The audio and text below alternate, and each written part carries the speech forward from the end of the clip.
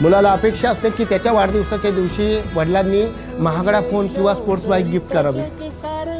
मुलीला वाटतं की हाय प्रोफाईल मंत्र्यांच्या सोबत मोठ्या हॉटेलमध्ये पार्टी द्यावी. आईला अपेक्षा असते दागिन्यांची. पण एकदा का ह्या अपेक्षा भंग झाल्या की ज्या बापाने आयुष्यभर तुमच्यासाठी कष्ट केले त्या बापालाही मुलं विचारण्यासाठी मागे पुढे बघत नाहीत की तू आमच्यासाठी काय केलं. हे का होतं तर तुमचा पैशाचा व्यवहार चुकतो. पैशाचा व्यवहार चुकतो म्हणजे नक्की काय होतं तर पैशाचं व्यवस्थापन चुकतो. मग हे पैशाचं व्यवस्थापन करायचं कोणी? बापाने, आईने की पुढे बाप आई होणाऱ्या प्रत्येक तरुणांनी किंवा जे कधी लग्नच करणार नाहीत त्यांनी? तर मला असं वाटतं लहानांपासून मोठ्यांपर्यंत, शेतकऱ्यांपासून सावकारांपर्यंत, नोकरदारांपासून उद्योजकांपर्यंत